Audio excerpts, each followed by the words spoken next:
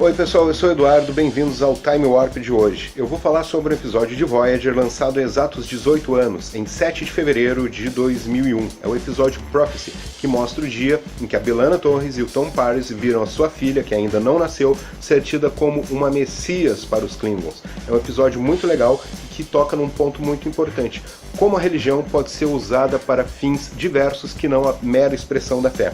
Tá no ar o Time Warp. Caplá!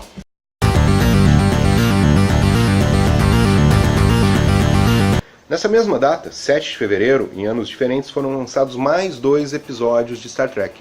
Em 1993 foi lançado o episódio de Deep Space Nine, Keyless, que mostra o retorno da nossa arqueóloga vigarista Vash com o Q dessa vez. E em 1994 foi lançado Lower Decks, que é um episódio de TNG que mostra a história de tripulantes de baixa patente da Enterprise. Bom, vamos falar de Prophecy, o episódio analisado hoje pelo Time Warp. É um episódio que começa da seguinte forma: a Voyager está voltando, tentando voltar do quadrante Delta, e de repente ela passa a ser atacada por um cruzador D7 Klingon. Um cruzador antigo, do século 23, que na altura ali do século 24 já é obsoleto. Mas o mais impressionante é como esse cruzador foi parar no quadrante Delta juntamente com a Voyager tão longe de casa. A resposta vem logo em seguida. São descendentes de uma antiga seita Klingon que acredita que, viajando para um ponto muito distante da galáxia, eles vão receber como recompensa encontrar a Kuvamag, que é uma espécie de messias para os Klingons. O bisavô do capitão da nave, o capitão Kohler, era o líder dessa seita, e ele estava desapontado com os rumos do Império Klingon, que, segundo ele, estava sem rumo. E é isso que a gente vê em Discovery atualmente. A gente vê que no mesmo período em que a nave partiu para o quadrante Delta, a gente vê que o Império Klingon está passando por uma série de dificuldades.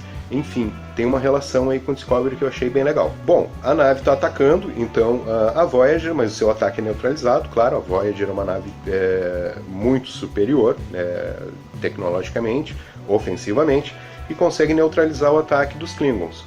A Janeway estabelece contato com o capitão e diz: olha, nós Federação, e vocês Klingons não somos mais inimigos.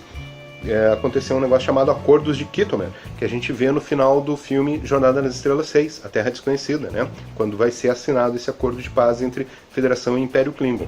Ele não acredita, ele acha que pode ser uma mentira da Janeway e que esses acordos podem ser falsificados, mas daí ela diz o seguinte: nós temos uma Klingon a bordo da nave. Então ele vai lá conhecer a Klingon, e quando ele se depara com a B'Elanna, ele percebe que ela está grávida. Então ele pensa: nossa, é a profecia se realizando. Por 2 motivos. A profecia dizia o seguinte: vocês vão encontrar a Kuvamag quando 2 inimigos celebrarem a paz. Ponto 1. Segundo ponto: vocês vão encontrar a Kuvamag, vão conhecer a Kuvamag mesmo antes dela conhecer o mundo. Ou seja, dá para interpretar como se a Kuvamag será encontrada ainda na barriga da sua mãe. E dessa forma, o bebê de Tom Paris e B'Elanna Torres, ainda na barriga, é alçado à condição de messias dos Klingons. Mas a coisa não é exatamente como ela aparenta, Como já disse um filósofo, aparência e essência não são a mesma coisa. Se fossem, a ciência seria completamente supérflua. Para o capitão Kohler, não importa se a criança é ou não é a Kuvamag. Ele viu a oportunidade aí de convencer os seus companheiros de jornada, de peregrinação, a encerrar a viagem, por terem encontrado a Kuvamag. E como é que ele vai fazer isso? Ele vai tentar convencê-los através das profecias de que realmente encontraram a Redentora dos Klingons. Ele convence a B'Elanna a entrar na história, fazendo com que se interprete as profecias de acordo com a vida dela. Então, uma profecia diz o seguinte: a mãe da Kuvamag não pode ter nascido em Cronos. E é verdade, a B'Elanna não nasceu em Cronos, ela nasceu numa colônia da Federação. Outra profecia diz que a mãe da Kuvamag tem que ter origem nobre, a Kuvamag tem que ter origem nobre também. A B'Elanna não tem origem na nobreza. Então, o Kohler vai falar o seguinte: não, mas se a gente procurar o passado de todos os Klingons, a gente vai descobrir que todos pertenceram a uma casa nobre. E uma outra profecia diz o seguinte: a mãe da Kuvamag tem que ter enfrentado 10.000 guerreiros. A B'Elanna diz: eu nunca enfrentei 10.000 guerreiros, a não ser que a gente considere os Borgs. Fechou todas, a interpretação da profecia é feita de acordo com o enfrentamento da Voyager em relação aos Borgs. Mas nem todos os Klingons estão acreditando que encontraram de fato a Kuva Mag. Um deles, o Tigret, lidera uma rebelião que tenta tomar a Voyager. Além disso, ele participa de um duelo com o Tom Paris, né? Porque uma das profecias dizia que o pai da Kuva Mag tinha que ser um guerreiro. Ele desafia o Tom Paris a uma luta até a morte. A capitã não permite a luta até a morte. Então eles resgatam uma tradição Klingon de se lutar com as Bat'leths cegas, né? E quem derrubar o outro 3 vezes é o vencedor. Só que o Tigret cai no meio da luta, não porque o Tom Paris o atingiu, mas porque ele está infectado com um vírus, com um retrovírus que causa uma doença chamada Neret.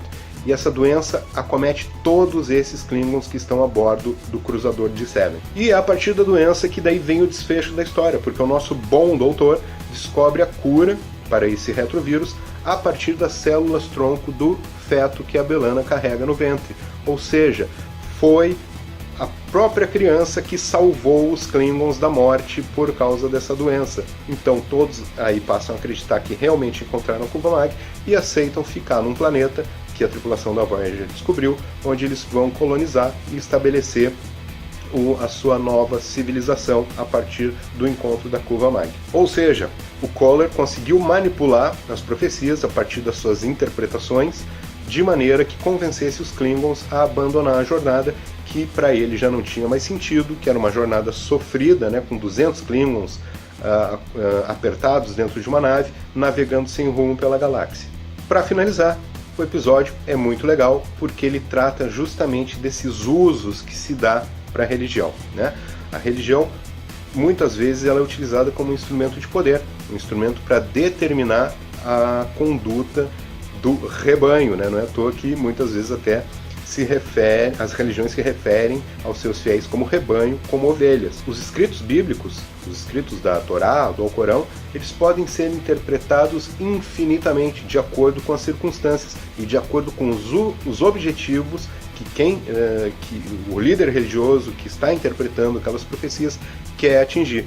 No caso, o Koller queria que os Klingons encerrassem a jornada pelo quadrante Delta e se estabelecessem no planeta, e ele conseguiu isso a partir da interpretação das profecias das antigas escrituras. Tem um momento até que ele mesmo diz o seguinte: eu não sei se essas profecias foram escritas realmente por um profeta ou por um louco que estava dentro de uma caverna, que remete ao fato de que a gente tem que entender que todos esses escritos religiosos eles foram escritos num determinado período de tempo, para uma determinada comunidade, visando atingir determinados objetivos. Então, hoje em dia, milhares de anos depois, séculos depois de que eles foram escritos, se a gente tentar aplicar isso para a vida no século XXI, é uma coisa muito complicada, né?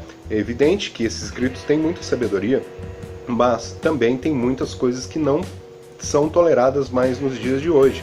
Então a gente tem que ter sempre muito cuidado com as interpretações que se dão a esses escritos e principalmente com a tentativa de aplicá-los à vida das pessoas que vivem de maneira completamente diferente, em situações históricas, contextos históricos absolutamente diversos daqueles nos quais foram produzidos esses textos.